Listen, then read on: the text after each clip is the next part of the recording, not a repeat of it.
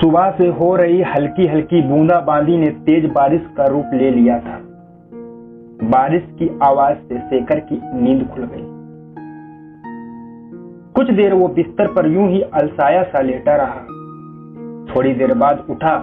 उसने किचन में जाकर कॉफी बनाई और कॉफी का मग लेकर बाहर बालकनी में आ गया। वो बालकनी में बैठकर दूर पहाड़ियों पर उतरते बादलों को देख रहा था। ऐसा लग रहा था कि बादलों ने उन पहाड़ियों पर अपना घर बना लिया हो। नीचे बारिश हो रही थी, हवा भी तेज चल रही थी। हवा के झोंके रह रहकर शेखर के बालों को बिखेर रहे थे। वो मंत्र मुग्ध सा बादलों को नीचे उतरते देख रहा था। प्रकृति के वो नजारे और बारिश का शोर शेखर के अंदर एक हलचल सा मचा रहा था। कल रात से ना जाने क्यों उसे शिखा की बहुत याद आ रही थी। वो समझ नहीं पा रहा था क्यों उसके साथ ऐसा हो रहा है। शिखा को छोड़े उसे 17 साल हो गए थे। हाँ, छोड़े हुए। उससे शादी ना करने का फैसला शेखर ने ही तो लिया था और छोड़ दिया था। शिखा को उसकी किस्मत के भरोसे उसने एक बार भी नहीं सोचा। गरीब अनाथ शिखा उसके बिना कैसे जिएगी। आज शिखा को याद करके वो अपने दिल को काबू नहीं कर पाया और बह जाने दिया उसने खुद को शिखा की यादों में। रिवाइंड होती है यादों की रील कॉलेज के दिनों में पहुंचकर रुकी, जहां से शेखर एक बार फिर यादों के ट्रैक पर आगे चल रहा था। हल्के नीले रंग की डेनिम की जीन्स और सफेद टी शर्ट पहने हाथ में गिटार लिए शेखर फ्रेशर्स पार्टी में गाना गा रहा था। ऐसे न मुझे तुम देखो, सीने से लगा लूंगा, तुमको मैं चुरा लूंगा, तुमसे दिल में छुपा लूंगा। और ये गाना न जाने कितनी लड़कियों के दिल को धड़का गया था। हर वो लड़की जो उसे गाते हुए देख रही थी, उसे लग रहा था ये गाना शेखर उसके लिए ही गा रहा है। जूनियर तो जूनियर, सीनियर भी इस गाने में खो गए थे। लड़के लड़कियां सब उनके युवा दिल में हलचल मचा गई थी। प्रोग्राम खुले मैदान में हो रहा था। मौसम सुहाना था। गनीमत थी बारिश नहीं हो रही थी, जबकि जुलाई आखिर में कब बारिश हो जाए कोई ठिकाना नहीं होता। शेखर के गाने का साथ आज मौसम भी दे रहा था। हल्की हल्की हवा हर दिल में जलतरंग बजा रही थी। हर कोई गाने में खोया हुआ था। गाना खत्म होते ही तालियों से सारा मैदान गूंज उठा। लड़के जहां सीटी बजा रहे थे, वहीं लड़कियां वंस मोर का शोर मचा रही थी। एक बार फिर शेखर ने माइक संभाला और गिटार हाथ में लेकर फिर से उसी गाने की रात छेड़ दी। हर किसी की नजर शेखर पर थी, लेकिन शेखर की नजरें उस लड़की पर टिकी थी जो देख तो उसी को रही थी, लेकिन कहीं खोई हुई थी। वो बहुत ही साधारण सा सूट पहने थी। कमर पर लंबी चोटी उसने बाएं कंधे पर आगे की ओर डाल रखी थी। रंग गोरा था, लेकिन चेहरा साधारण था। वो किसी सोच में डूबी थी। शेखर एकटक उसी को देखे जा रहा था। एक आकर्षण था उसकी आंखों में, जिसमें शेखर गाना गाते गाते खो गया। पार्टी खत्म होते होते 7 बज गए। अब हर किसी को घर जाने की जल्दी थी। आसमान पर बादल भी छाने लगे। शिखा सीने से बैग चिपकाए घर की ओर चल दी। चाल में स्वाभाविक रूप से तेजी आ गई थी। कुछ दूर बढ़ते ही बारिश तेज हो गई। शिखा बारिश से बचने के लिए शेड में जाने के लिए सोच ही रही थी कि तभी शेखर की गाड़ी एकदम उसके पास आकर रुकी। आइए मैं आपको घर तक छोड़ दूं। नहीं, मैं चली जाऊंगी, आप परेशान ना होइए। शिखा की बोलते हुए जवान लड़खड़ा गई। जिस बंदे से कॉलेज की सारी लड़कियां बात करने के लिए मरी जाती हैं, वो ही बंदा उसे उसके घर छोड़ने का ऑफर दे रहा था। लेकिन शिखा उसके साथ बैठने में हिचकिचा रही थी। अरे आप घबरा क्यों रही हैं? भीग गई तो बिना वजह बीमार पड़ जाएंगी। मैं सही सलामत आपको आपके घर छोड़ दूंगा। शिखा को समझ नहीं आ रहा था कि वो क्या करे। बारिश तेज हो रही थी। शिखा के पास कोई चारा नहीं था शेखर के साथ गाड़ी में बैठने के अलावा। रास्ते में शेखर ने उसका इंटरव्यू ले डाला। शिखा ने बताया कि वो अनाथ है, कोई नहीं है उसका। ये सुनकर शेखर को दुख हुआ। उसने मन ही मन ठान लिया कि वो शिखा का सहारा बनेगा, एक दोस्त की तरह। लेकिन दोस्ती धीरे धीरे प्यार में बदल गई। शिखा की जिंदगी में शेखर का आना उसको एक अलग ही दुनिया में ले गया, जहां जाकर वो सब कुछ भूल गई कि वो एक गरीब और अनाथ है। अनाथालय में पली बड़ी, भूल गई कि शेखर एक अमीर घर का लड़का है। शेखर आकाश है तो वो धरती, और सबसे बड़ी बात वो ये भूल गई कि आकाश और धरती का मिलना कभी नहीं होता। हाँ, क्षितिज पर उनके मिलने का आभास मात्र होता है, वास्तविकता तो यही है कि वो कभी मिल नहीं सकते। शिखा के लिए शेखर पूरी दुनिया था, लेकिन शेखर के लिए शिखा के अलावा भी एक दुनिया थी। उसका परिवार शेखर जानता था, उसके घर वाले शिखा को कभी स्वीकार नहीं करेंगे। फिर भी उसे अपनी किस्मत पर भरोसा था। भरोसा इस बात का कि वो अपने मम्मी पापा का इकलौता बेटा है, इसलिए वो अपने प्यार को अपना बनाने के लिए उनको तैयार कर लेगा। लेकिन किस्मत ने शेखर का साथ नहीं दिया। उसके पापा दोनों की शादी करने को किसी भी तरह तैयार नहीं हुए। उन्होंने साफ कह दिया कि अगर शिखा से शादी करनी है तो तुमको हम लोगों को छोड़ना पड़ेगा। अरे पापा, आप ये क्या कह रहे हैं? मैं ना तो आप लोगों को छोड़ सकता हूँ और ना ही शिखा के बिना रह सकता हूँ। प्लीज पापा, आप एक बार शिखा से मिल लीजिए। शेखर के पापा उसकी मम्मी की तरफ मुड़े और दांत पीसते हुए बोले, शेखर की मम्मी, कह दो अपने लाडले से 2 दिन में फैसला करके मुझे बता दे कि वो दोनों में किसको चुनेगा। और ये कहकर वो अपने कमरे में चले गए। शेखर ने एक उम्मीद से अपनी मम्मी की तरफ देखा। उसकी मम्मी की झुकी हुई नजरें पापा की बात का समर्थन कर रही थी। शेखर की आंखों में आंसू आ गए, फूट फूट कर रो पड़ा। एक पल को वो भूल गया वो एक लड़का है और लड़कों को इस तरह रोना शोभा नहीं देता। उस दिन के बाद वो शिखा से नहीं मिला। वो स्वार्थी हो गया। जिन्होंने उसे जन्म दिया उनको वो कैसे छोड़ सकता था। उसने अपने मन को समझा लिया कि प्यार पाने का नाम नहीं बल्कि कुर्बानी का नाम है। शेखर ने शिखा को इस बारे में कुछ नहीं बताया। वो जानता था कि शिखा उसे बहुत प्यार करती है और इस तरह भी न बताकर वो शिखा के मन में अपने प्रति नफरत भर देना चाहता था। उसने सोचा था कि शिखा उसके प्यार करके उसे बिना नहीं रह पाएगी, लेकिन नफरत करके शायद वो उसे भूल जाएगी। शेखर शिखा को भुलाकर पापा की बताई किसी और लड़की से शादी करने को बिल्कुल तैयार नहीं था। उसने अपने पापा की जिद के आगे शिखा को छोड़ देना तो मंजूर कर लिया, लेकिन उसने किसी और लड़की से शादी नहीं की। उसके लिए शिखा के प्यार को भुला पाना नामुमकिन था। वैसे भी किसी के लिए अपने प्यार को भुला पाना इतना आसान कहाँ होता है, वो भी पहला प्यार। और फिर शिखा उसका पहला ही नहीं आखिरी प्यार भी थी।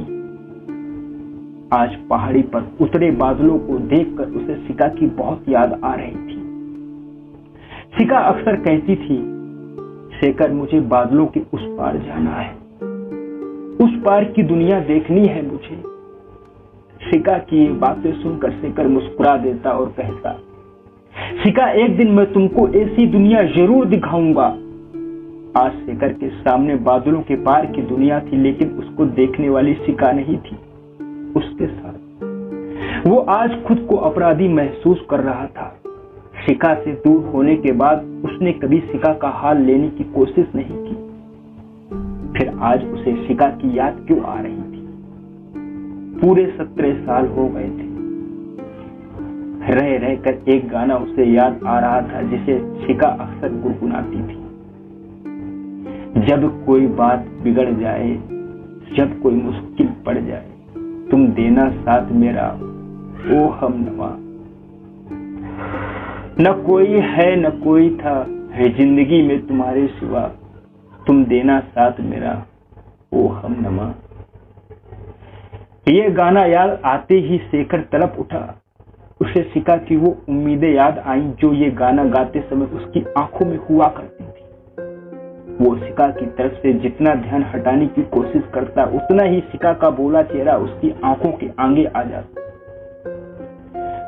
बारिश अब कुछ कम हो गई थी। नीचे चारों तरफ पानी ही पानी था। पानी शेखर की आंखों में भी था। आंखें बंद करते ही 2 बूंदें उसके गालों पर लुढ़क गई। शेखर का दिल कह रहा था कि उसे एक बार शिखा से मिलना चाहिए, लेकिन कैसे और क्यों, वो भी इतने सालों बाद। शेखर ने इतने सालों में बस पैसा ही कमाया था, अंधाधुंध पैसा। उसके पापा को भी तो बस पैसा ही चाहिए था। शेखर पैसा कमाने की मशीन बन गया। शेखर के मम्मी पापा ने बहुत चाहा कि वो शादी कर ले, लेकिन शादी न करने के फैसले पर वो अड़ गया। शेखर को शिखा की यादें जब बेचैन करने लगी तो उसने अपना फोन निकाला। शिखा का नंबर उसके पास नहीं था। तभी उसे इंदु अनाथालय की याद आई। यही तो रहा करती थी ना शिखा। इंदु अनाथालय का नंबर तो उसे मिल गया, लेकिन उसके दिमाग में उधेड़ बुन थी कि क्या अनाथालय से उसे शिखा का नंबर मिल पाएगा। पता नहीं अब शिखा वहां रहती भी है या नहीं, लेकिन उसे ज्यादा मेहनत नहीं करनी पड़ी। अनाथालय वालों ने शिखा का पता और फोन नंबर बता दिया। शिखा का नंबर मिलते ही वो खुद को शिखा के करीब महसूस करने लगा, लेकिन उसका नंबर मिलाने में शेखर के हाथ कांप रहे, दिल की धड़कनें तेज हो गई। पूरा नंबर मिलाते मिलाते उसको अपनी धड़कनें साफ सुनाई दे रही थी। उसने एक झट से फोन काट दिया और माथे पर उभर आई पसीनों की नन्ही नन्ही बूंदों को उसने पोंछा। 2-3 बार ऐसा ही करता रहा, बार बार शिखा का नंबर मिलाता और बार बार काट देता। आखिर में मन को कड़ा करके नंबर मिला ही दिया। लगातार घंटी बजती रही। शेखर फोन काटने वाला ही था कि उधर से किसी बच्ची ने हेलो बोला। शिखा की जगह एक बच्ची की आवाज सुनते ही शेखर हड़बड़ा गया। कहीं न कहीं उसे दिल को धक्का सा लगा। क्या मैं शिखा जी से बात कर सकता हूं? आप कौन बोल रहे हैं अंकल? मैं शिखा जी का मित्र हूं, हम कॉलेज में साथ पढ़ते थे। कहीं आप शेखर अंकल तो नहीं बोल रहे? हाँ, मैं ही हूं। अचानक एक बच्ची के मुंह से अपना नाम सुनकर शेखर चौंक गया। उसे समझ नहीं आ रहा था कि वो उस बच्ची से कैसे पूछे कि वो कौन है, जबकि वो जान रहा था सब, लेकिन मन का एक कोना उस सच्चाई को स्वीकार नहीं करना चाह रहा था।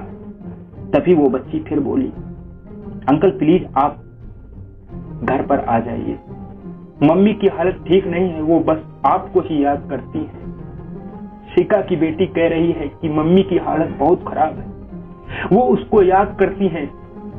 लेकिन ये कैसे हो सकता है? शिखा के पति शायद ना हो या शायद तलाक दे दिया हो शिखा को, लेकिन क्यों? और फिर शिखा मुझे क्यों याद करती है? शेखर के मन में बहुत कुछ चल रहा था। तभी उस बच्ची की आवाज फिर आई, हेलो अंकल, आप सुन रहे हैं ना? प्लीज आप जल्दी आइए। हेलो अंकल, आप सुन रहे हैं ना? प्लीज आप जल्दी आ जाइए। शायद मम्मी के भीतर आपसे मिलकर फिर से जीने की उम्मीद जाग जाए। अंकल, हम दोनों बहनें मम्मी के बिना अनाथ हो जाएंगी। प्लीज अंकल बचा लो मेरी मम्मा को। फूट फूट कर रो पड़ी वो बच्ची। आंसू शेखर की आंखों में भी आ गए। जिससे दूर होकर वो हमेशा तड़पता रहा, आज उसी से मिलने जाने की सोचकर उसकी आंखें नम हो गई। शिखा बीमार थी और उसकी बेटी उससे प्रार्थना कर रही थी कि वो उसकी मम्मी को बचा ले। शिखा की बेटी से फोन पर बात करने से लेकर शिखा के घर पहुंचने तक वो जैसे अपने होश में ही नहीं था। इतनी देर बस शिखा की यादों में खोया रहा, शायद जानबूझकर, क्योंकि उसकी बीमारी का सुनकर वो आगे का कुछ भी सोचना नहीं चाहता था। दरवाजा एक 12-13 साल की बच्ची ने खोला। जैसे ही शेखर अपना परिचय दिया तो शेखर से लिपट कर रो पड़ी। शेखर किसी अनिष्ट की आशंका से घबरा गया। उसने बच्ची को चुप कराकर शिखा के बारे में पूछा। बच्ची अपने आंसू पोंछते हुए उसे अंदर ले गई। सामने पलंग पर एक 5 फीट का बेहद थका जिंदगी जंग से हारा सा शरीर पड़ा था, जो सिर्फ 4 फीट का आभास दे रहा था। रंग काला पड़ चुका था, सिर के बाल भी काफी हद तक झड़ चुके थे। शेखर शिका को देखते ही तड़प उठा। अब तक रुके उसके आंसू बगावत कर उठे। तभी शिका की आंखों में हल्की सी हलचल हुई। शायद उसे शेखर के वहां होने का आभास हो गया था। उसने आंखें खोलने की कोशिश की। इस कोशिश में उसकी पलकें कई बार खुली बंद हुई, लेकिन आखिर में शिका आंखें खोलने में कामयाब हो गई। शेखर को देखते ही उसकी आंखों से आंसू बहने लगे, लेकिन अब चेहरे पर चिंताओं की जगह असीम संतोष ने ले ली। अब तक उसकी आंखों में अपनी बेटी के लिए भविष्य को लेकर जो डर था, उसकी जगह शेखर को देखते ही एक सुकून था। अब खुद के मरने का कोई डर नहीं था। उसके ओठ कांपे, फीकी मुस्कुराहट आ गई उसके ओठों पर। बहुत कुछ कहना चाह रही थी वो, लेकिन ओठ उसका साथ नहीं दे रहे थे। फिर भी बहुत कोशिश करने पर उसके मुंह से सिर्फ एक शब्द निकला, शेखर। शेखर ने आगे बढ़कर शिका को बाहों में भर लिया। उसकी बाहों में आकर शिका उससे एक छोटी बच्ची की तरह चिपक गई। शिका की दोनों बेटियां रो रही थी। शिका और शेखर की आंखों में आंसू थे। थोड़ी देर में शेखर को वहां शिका की बेटियां के होने का आभास हुआ। उसने जल्दी से शिका को लिटा दिया। तभी शिका की बड़ी बेटी ने शिका की रिपोर्ट शेखर की तरफ बढ़ा दी। कुछ पल शेखर शिका की बेटी के हाथ में पकड़ी उस रिपोर्ट को देखता रहा, जिसे खोलकर अंदर से देखने की हिम्मत फिलहाल उसमें नहीं थी। वो शिका को देखकर जो समझ रहा था, उसकी रिपोर्ट देखकर हकीकत का सामना कैसे कर सकता। अंदर ही अंदर वो टूटता जा रहा था। लेकिन फिर भी उसके आगे 3 जिंदगी थी जो उस पर आस लगाए थी। ऐसे में उसे संभालना ही था खुद को।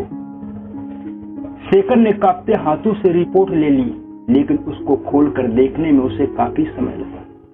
इस बीच वहां ऐसा सन्नाटा छाया था जिसका शोर वो चारों अपने भीतर सुन रहे थे। रिपोर्ट देखते ही शेखर की आशंका सही हो गई। शिका की वास्तव में कैंसर ही था, ब्रेस्ट कैंसर। एक ब्रेस्ट हटाया जा चुका था। सरकारी अस्पताल में हुआ था ऑपरेशन, लेकिन उसके बाद होने वाली कीमोथेरेपी कष्टकारी थी। हालांकि सरकारी अस्पताल में शिका का इलाज चल रहा था, लेकिन काफी समय से वो चलने फिरने में असमर्थ हो गई थी, तो बाकी की कीमोथेरेपी नहीं हो पाई थी। बेटियां कैसे मैनेज करती, सब बच्चियां ही तो थी वो। लेकिन शेखर के आ जाने से दोनों बच्चियों की आंखों में एक आशा की किरण नजर आ रही थी। शेखर ने कुछ फोन किए और शिका को गोद में उठाया और दोनों बच्चियों को लेकर पहले तो सरकारी अस्पताल में शिका के डॉक्टर से मिला। उनसे ट्रीटमेंट की फाइल लेकर शहर के सबसे बड़े कैंसर अस्पताल में शिका को एडमिट करा दिया। इस सबके लिए उसको पैसे पानी की तरह बहाना था, जो उसके लिए मामूली थी। बिना पैसे के न तो सरकारी अस्पताल का डॉक्टर ट्रीटमेंट की फाइल देता और न ही इतने बड़े कैंसर अस्पताल में इतनी जल्दी शिका को एडमिट कराया जा सकता था। इतना करते करते वो पूरी तरह थक चुका था। शिका आईसीयू में थी और वो दोनों बच्चियों को कुछ खिलाने पिलाने में लगा था। लेकिन पूरे समय शेखर के दिमाग में बस एक ही सवाल कौंधता रहा कि शिका के पति कहाँ।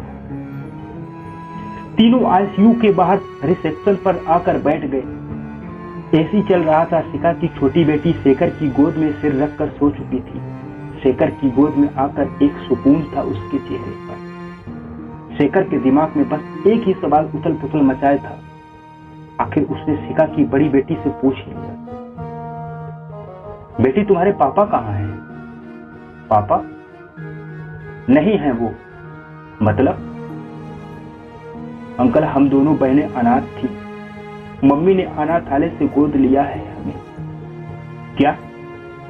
शेखर की आवाज में आश्चर्य मिश्रित खुशी थी, लेकिन तभी उसके मन के एक कोने में कुछ सवाल उठे कि शिका के पति कहाँ? उसने बच्चियों को गोद क्यों लिया? इन सवालों के जवाब तो शिका से ही मिल सकते थे। शिका की कीमोथेरेपी उसी दिन की गई। 2 दिन बाद शिका कुछ बोलने लायक हुई। शरीर पहले ही खोखला हो चुका था, लेकिन अब शेखर को देखने के बाद उसके अंदर जीने की इच्छा जाग गई थी। शेखर प्यार था उसका और आज उसका प्यार, उसका शेखर उसके पास था। वो कैसे उसे छोड़कर जा सकती थी। शेखर शिखा का हाथ पकड़कर उसके पास बैठ गया। दोनों एक दूसरे को बस एकटक देखे जा रहे थे। दोनों के लब खामोश थे, लेकिन उनकी आंखों से बह रहे आंसू एक दूसरे से बातें कर रहे थे। अगले दिन शिखा हॉस्पिटल से डिस्चार्ज हो गई। 20 दिन बाद फिर आना था चेकअप करने के लिए। शेखर शिखा और दोनों बच्चियों को पहाड़ी वाले घर ले गया, जहां से बादलों के पार की दुनिया दिख रही थी। शिखा और दोनों बच्चियों को ऐसे ही दुनिया देखनी थी। हालांकि जब उसने ये घर बनवाया था तब सोचा भी नहीं था कि वो शिखा को कभी यहाँ ला पाएगा। लेकिन घर की डिजाइन फाइनल करते समय उसके अंतर्मन में शिखा जरूर थी। 2-3 दिन बाद शेखर ने शिखा की दोनों बेटियों को बोर्डिंग में डाल दिया। वो यहाँ शिखा के साथ अकेले रहना चाहता था और वो जी जान से शिखा की सेवा में जुट गया। लेकिन उसके जेहन में शिखा के पति को लेकर जो सवाल थे वो अभी भी जवाब का इंतजार में थे। 1-2 कीमोथेरेपी और हुई शिखा की। अब उसमें धीरे धीरे सुधार हो रहा था। एक तो शेखर ने उसकी सेवा में कोई कसर नहीं छोड़ी, दूसरी सबसे बड़ी बात शिखा की जीने की इच्छा उसमें सुधार कर रही थी। आज शेखर ने शिखा को नहला धुलाकर बालकनी में झूले पर बिठा दिया। वो खुद भी बगल में बैठ गया।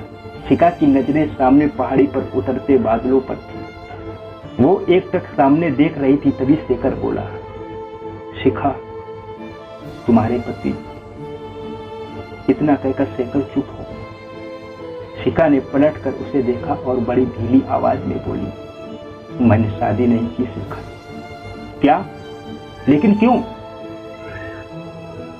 शेखर, शादी एक स्थूल चीज है, एक बहुत बड़ी जिम्मेदारी, और मेरे पास 2 बेटियों की जिम्मेदारी थी, तो मैं और कोई जिम्मेदारी कैसे उठा सकती थी? शेखर, तुम ना आते तो पता नहीं मेरी बेटियों का क्या होता।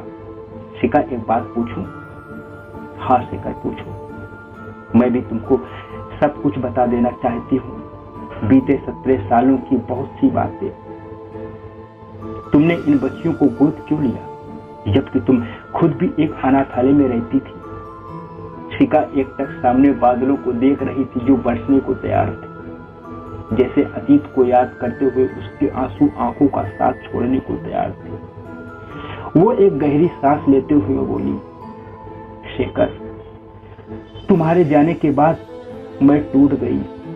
बिना बताए तुम चले गए थे। तुम्हारे बिना मैं बिल्कुल अकेली थी। बहुत इंतजार किया मैंने, लेकिन तुम कभी नहीं आए। मैं समझ गई थी कि मेरी और तुम्हारी किस्मत अलग हो चुकी थी। मान बस इसको अपनी नीति मान लिया और मैंने पढ़ाई छोड़कर नौकरी कर ली।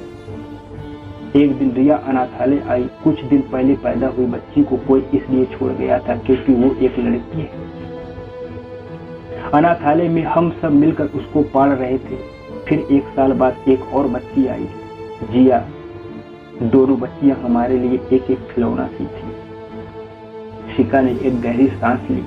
बहुत थके शब्दों में वो आगे बोली, शेखर, एक दिन मैंने सुना रिया और जिया आपस में बात कर रही थी कि बादलों के पार क्या है, उनको ये देखना है। मुझे अपना बचपन याद आ गया और फिर याद आ गए तुम, जिसने अपनी शिखा से वादा किया था कि वो एक दिन उसको बादलों के उस पार की दुनिया दिखाएगा। एक पल को शिखा फिर रुकी। उसने अपनी तेज हो चली सांसों को नियंत्रित किया। फिर वो आगे बोली, शेखर, रिया और जिया की बातें सुनकर मैंने फैसला कर लिया कि एक दिन मैं उनको बादलों के पार की दुनिया दिखाऊंगी, क्योंकि मैं चाहती थी कि वो एक और शिखा बने, एक अनाथ और बेसहारा नहीं। शेखर की नजरें झुक गई। उसको आत्मग्लानि हो रही थी। मैं नौकरी करती थी तो दोनों को अनाथालय से गोद लेकर एक किराए के घर में रहने लगी। मैं रिया और जिया के माथे से चिपका गरीब और अनाथ का लेबल हटाना चाहती थी, लेकिन एक बार फिर मेरी उम्मीदों का फैसला मेरी किस्मत को करना था। और देखो, मुझे कैंसर हो गया। मैं मरना नहीं चाहती थी, शायद इसलिए ईश्वर ने तुमको मेरे पास भेज दिया। अब मुझे अपनी बेटियों की ना कोई चिंता, ना अपने मर जाने का दुख। शेखर शिखा के अंतिम शब्द सुनकर तड़प उठा। उसने शिखा के मुंह पर हाथ रख दिया। वो शिखा को अपने सीने से लगाते हुए बोला, प्लीज शिखा, ऐसा ना बोलो। मैं अब तुमको कहीं नहीं जाने दूंगा। तुम हमेशा मेरे पास रहोगी। अब हमें कोई जुदा नहीं कर सकता, हमारी किस्मत भी नहीं। शिखा कसकर शेखर से चिपक गई। उसने आंखें बंद कर ली, जहां से 2 बूंदें निकलकर शेखर के सीने में समा गईं। 2 बूंदें शेखर की आंखों से भी गिरी, लेकिन दोनों की आंखों से गिरते आंसू इस बार खुशी के आंसू